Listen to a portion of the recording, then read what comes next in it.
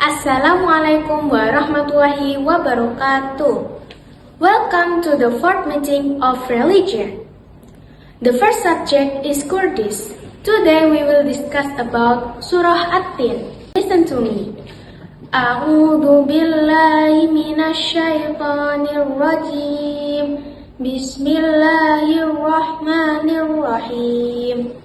Wat-tini waz-zaytun. By the fig and the olive, Waturi Sinin, and by Mount Sinai, Wahadal Baladil Amin, and by this secure city, Makkah.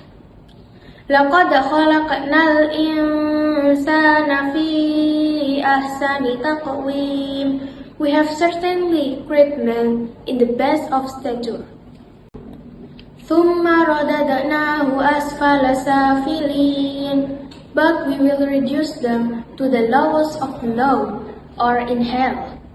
إِلَّا الَّذِينَ آمَنُوا وَعَمِلُوا الصَّالِحَاتِ فَلَهُمْ أَجْرٌ غَيْرُ مَمْنُونٍ. And by Mount, except those who believe and do good, they will have a never-ending reward. Sinai. Fama yukadzibuka ba'du biddin. Now, what makes you deny the final judgments? Alaysa Allahu biahkamil hakimin.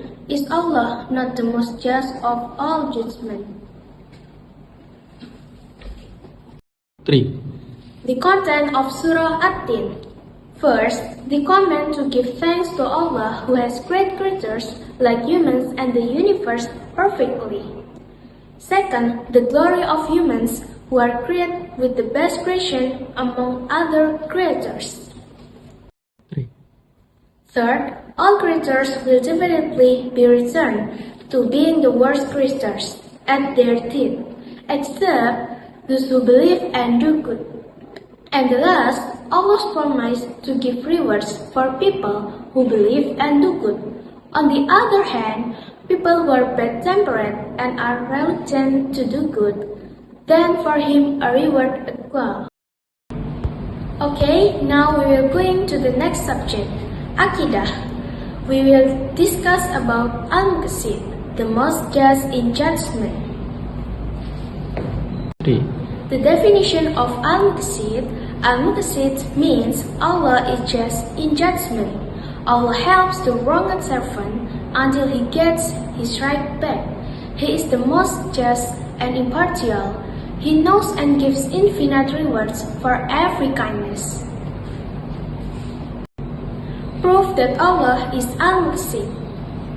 First, Allah never burdens one party against another. Second, Allah does not lighten one party against another, rich and poor. All are considered the same. And third, Allah gives the mercies and judgment according to our deeds. Implementation. How to implement Al-Muqsit in everyday life.